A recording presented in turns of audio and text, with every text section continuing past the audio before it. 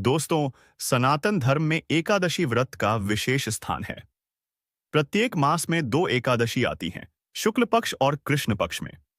सभी एकादशियों में देवशयनी एकादशी, जिसे पद्मा एकादशी, हरिशयनी एकादशी या आषाढ़ी एकादशी भी कहते हैं, का विशेष महत्व है। यह आषाढ़ शुक्ल पक्ष की एकादशी तिथि को आती है और यह चातुर्मास का आरंभ करती है। देवशयनी एकादशी को विशेष इसलिए कहा गया है क्योंकि इस दिन भगवान विष्णु क्षीर सागर में योग निद्रा में चले जाते हैं और 4 महीनों तक वहीं विश्राम करते हैं। इस काल को चातुर्मास कहते हैं, जिसमें विवाह, शुभ कार्य आदि वर्जित होते हैं। एक बार देवर्षि नारद जी ने भगवान श्री हरि विष्णु से निवेदन किया, हे भगवान, आप कृपया मुझे आषाढ़ शुक्ल एकादशी का महत्व और व्रत की विधि बताइए। भगवान विष्णु बोले, हे नारद, यह प्रश्न बड़ा ही शुभ और पुण्यदायक है। जो व्यक्ति श्रद्धा से इस एकादशी का व्रत करता है, वह समस्त पापों से मुक्त हो जाता है और मोक्ष को प्राप्त करता है। मैं तुम्हें एक प्राचीन कथा सुनाता हूं, जिसे सुनने से ही पुण्य मिलता है। कथा: राजा मांधाता और देवताओं की सहायता। पुरातन काल में सूर्य वंश में राजा मांधाता राज्य करते थे। वे धर्मनिष्ठ, पराक्रमी और सत्यप्रिय राजा थे। उनके राज्य में सभी प्रजा सुखी थी। न कोई अपराध होता था, न कोई दुखी रहता था। पर एक समय ऐसा आया जब उस राज्य में 3 वर्षों तक वर्षा नहीं हुई। सूखा पड़ा, न खेतों में अन्न उगा, न ही पेड़ पौधे हरे भरे रहे। जलाशय सूखने लगे, पशु पक्षी व्याकुल होने लगे और लोग भोजन और जल के बिना पीड़ित होने लगे। राजा मांधाता को बहुत दुख हुआ। उन्होंने यज्ञ कराए, ब्राह्मणों को दान दिया, अनेक देवताओं की पूजा की, पर वर्षा नहीं हुई। राजा चिंतित होकर वन की ओर निकल पड़े और वहां उन्होंने महर्षि अंगिरा को तप में लीन देखा। राजा ने प्रणाम कर निवेदन किया, हे मुनिश्रेष्ठ, कृपा कर बताइए, मेरे राज्य में वर्षा क्यों नहीं हो रही है? प्रजा संकट में है, मैं व्याकुल हूं। महर्षि अंगिरा ध्यान से सुनकर बोले, हे राजन, यह संकट किसी कर्म फल के कारण है। तुम्हारे राज्य में लोग धर्म कर्म से भटक गए हैं। इसे ठीक करने के लिए एक उपाय है। तुम आषाढ़ शुक्ल एकादशी का व्रत करो और अपनी प्रजा को भी इस व्रत के लिए प्रेरित करो। यह एकादशी देवशयनी एकादशी कहलाती है। इस दिन भगवान विष्णु योग निद्रा में चले जाते हैं और इस व्रत के प्रभाव से सब संकट दूर हो जाते हैं। राजा मांधाता ने महर्षि की बातों का पालन किया। उन्होंने विधिपूर्वक देवशयनी एकादशी का व्रत रखा, रात्रि में जागरण किया, भगवान विष्णु का स्मरण और स्तुति की। प्रजा को भी व्रत के महत्व का ज्ञान कराया। जैसे ही व्रत संपन्न हुआ, आकाश में काले बादल छा गए। कुछ ही समय में मूसलधार वर्षा हुई। नदियां बहने लगीं, तालाब और कुएं भर गए, खेतों में हरियाली लौट आई। राजा और प्रजा दोनों आनंदित हो उठे। इस प्रकार एकादशी व्रत के प्रभाव से राजा मांधाता ने अपने राज्य को सूखे से मुक्ति दिलाई। इस दिन भगवान विष्णु क्षीर सागर में शेषनाग की शैया पर योग निद्रा में चले जाते हैं। यह विश्राम 4 महीनों तक चलता है, जिसे चातुर्मास कहा जाता है। चातुर्मास के 4 महीने होते हैं: 1 आषाढ़, 2 श्रावण, 3 भाद्रपद, 4 आश्विन। इन महीनों में भगवान ब्रह्मा, विष्णु, शिव और देवी शक्ति की विशेष उपासना की जाती है। इस दौरान साधक संयम, व्रत, ध्यान और सत्कर्म करते हैं।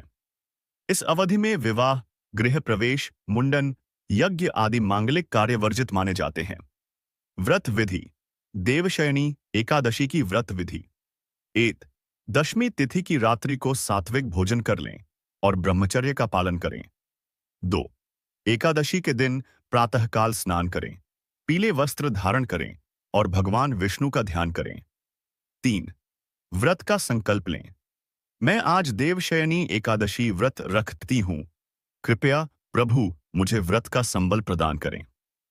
4 भगवान विष्णु की पूजा करें, जिसमें तुलसी पत्र, पीले पुष्प, दीपक, धूप और नैवेद्य अर्पण करें।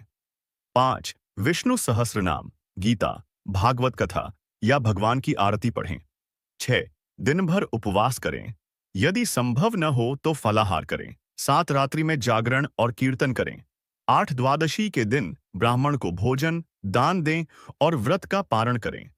देवशयनी एकादशी और तुलसी विवाह। लोक परंपरा में मान्यता है कि जब भगवान विष्णु योग निद्रा से कार्तिक शुक्ल एकादशी प्रबोधिनी एकादशी को जागते हैं, तब देवी तुलसी के साथ उनका विवाह होता है। यह विवाह प्रतीकात्मक रूप से तुलसी विवाह के रूप में मनाया जाता है। इसलिए देवशयनी एकादशी से लेकर प्रबोधिनी एकादशी तक भगवान विश्राम में रहते हैं और इन दिनों में विवाह जैसे मांगलिक कार्य नहीं किए जाते। विष्णु का शयन संसार का विश्राम। जब भगवान विष्णु सो जाते हैं, तब संपूर्ण ब्रह्मांड में एक विराम जैसा लग जाता है।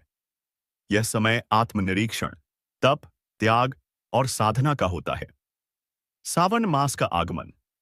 देवशयनी एकादशी के साथ ही श्रावण मास की शुरुआत होती है, जो शिव उपासना के लिए प्रसिद्ध है।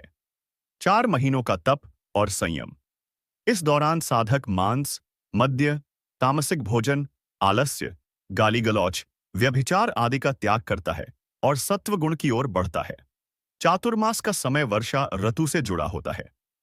इस मौसम में कीटाणु, रोग, दूषित जल आदि की संभावना अधिक होती है। इसलिए हमारे ऋषियों ने इस समय संयम, व्रत और सात्विक जीवन की प्रेरणा दी। भोजन में साधारण, सुपाच्य चीजें लेने की सलाह दी जाती है। ब्रह्मचर्य, व्रत और ध्यान मन और शरीर दोनों को स्वस्थ रखते हैं। देवशयनी एकादशी के अवसर पर भारत के प्रमुख विष्णु मंदिरों में भव्य आयोजन होता है, विशेषकर पंढरपुर, महाराष्ट्र। यहां इस दिन वारकरी संतों का सबसे बड़ा मेला लगता है। लाखों भक्त विट्ठल रुक्मिणी मंदिर में दर्शन के लिए आते हैं। संत तुकाराम, संत नामदेव जैसे भक्तों की परंपरा इस पर्व को विशेष बनाती है। जगन्नाथपुरी। इस समय जगन्नाथ रथ यात्रा का उत्सव भी आसपास होता है। बद्रीनाथ और वैकुंठ धामों में भगवान को शयन कराने की विशेष विधियां होती हैं। देवशयनी एकादशी केवल एक व्रत नहीं, बल्कि आत्मा के जागरण की शुरुआत है। जैसे भगवान विष्णु विश्राम करते हैं, वैसे ही भक्त अपने मन के विकारों को विश्राम देते हैं और आत्मा को शुद्ध करते हैं। यह आत्मानुशासन का पर्व है। इस एकादशी को मनाने से पापों का क्षय होता है, जीवन में सुख, शांति और मोक्ष की ओर गति मिलती है। चातुर्मास की शुरुआत एक नई साधना का प्रारंभ बनती है। दोस्तों, यदि आपको आज की यह जानकारी पसंद आई तो प्लीज मेरी वीडियो को लाइक करें और चैनल को सब्सक्राइब करें। चलिए मिलते हैं नेक्स्ट वीडियो में, तब तक के लिए धन्यवाद।